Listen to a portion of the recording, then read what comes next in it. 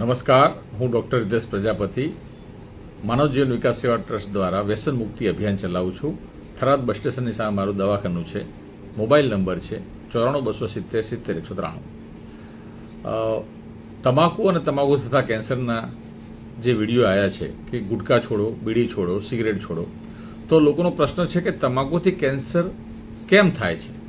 તો એનો વિસ્તૃત જવાબ તમને આપું કે તમાકુ ખાવાથી કેન્સર થવાનું મુખ્ય કારણ એ છે કે તમાકુમાં ઘણા હાનિકારક રસાયણો હોય છે, જે રસાયણો કેન્સર પેદા કરી શકે છે. આ રસાયણોને કાર્સિનોજન કહે છે કે જે કેન્સર પેદા કરી શકે.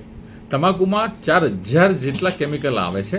તો તમાકુમાં 70થી વધુ કાર્સિનોજન તરીકે ઓળખાય એટલે કેન્સર કરેવા તત્વો આવે છે.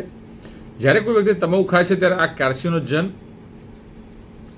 તેમના શરીરના કોષોના સંપર્કમાં આવે છે. આ કોષોના ડીએનએને નુકસાન પહોંચાડી શકે છે. ડીએનએ કોષોને કેવી રીતે વધવું અને વિભાજિત કરવું તે માટેની સૂચનાઓ ધરાવે છે. જ્યારે ડીએનએ ક્ષતિગ્રસ્ત થાય છે ત્યારે કોષો અનિયંત્રિત રીતે વધવા અને વિભાજિત થવાનું શરૂ કરી દે છે. જે આપણા શરીરના કોષો છે, બરાબર, એ અનિયંત્રિત રીતે વધવા માંડે છે અને વિભાજિત થવા માંડે છે, જેનાથી કેન્સર થાય છે. તમાકુ ખાવાથી કેટલાક જે કેન્સરો સામાન્ય થાય છે એનું આપણે લિસ્ટ જોઈએ તો ફેફસાનું કેન્સર, મોંનું કેન્સર, ગળાનું કેન્સર, અન્નળીનું કેન્સર, સ્વાદુપિંડનું કેન્સર, મૂત્રાશયનું કેન્સર, કિડનીનું કેન્સર, ગર્ભાશયનું કેન્સર, લોહીનું કેન્સર કે જેને લ્યુકોમિયા પણ કહેવાય. તમાકુ ખાવાની માત્રા અને કેટલા સમયથી ખાય છે તેના આધારે કેન્સરનું જોખમ વધે છે. જે લોકો ધૂમ્રપાન છોડે છે તેઓનું કેન્સર થવાનું જોખમ નોંધપાત્ર રીતે ઘટી જાય છે. તમાકુમાં રહેલા કેટલાક મુખ્ય કેન્સર પેદા કરનારા રસાયણો જે છે એનું તમને લિસ્ટ કહું કે તમાકુની અંદર કેટલાક રસાયણો છે જેવા કે nitrosamines, polycyclic aromatic hydrocarbons, formaldehyde, acetaldehyde, arsenic, cadmium, chromium. આવા રસાયણો મુખ્ય કેન્સર પેદા કરનાર રસાયણ તરીકે ઉલ્લેખ કરવામાં આવે છે. આ રસાયણો કોષોને વિવિધ રીતે નુકસાન પહોંચાડી શકે છે, જેમાં ડીએનએને સીધું નુકસાન કરવું, કોષોમાં બળતરા પેદા કરવી અને કોષોને સામાન્ય રીતે મૃત્યુ પામતા અટકાવવાનો સમાવેશ થાય છે. આ બધા પરિબળો કેન્સરના વિકાસમાં ફાળો આપી શકે છે.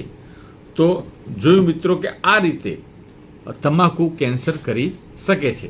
માટે જે વસ્તુ કે પદાર્થ તમે ખાઓ છો કે જેમાં તમાકુ આવે છે, એમાં આપણે વાત કરી કે ગુટકાની અંદર તમાકુ આવે છે.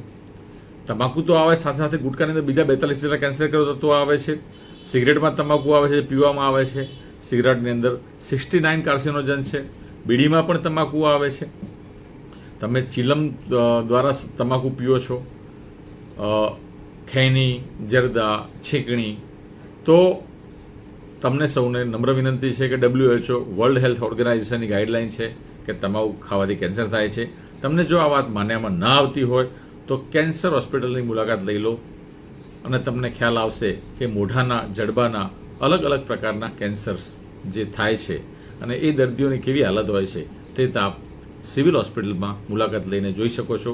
માટે મારી નમ્ર વિનંતી છે કે કોઈપણ પ્રકારનું તમાકુ કોઈપણ સ્વરૂપે ખાશો નહીં, પીશો નહીં. જય હિન્દ, જય ભારત.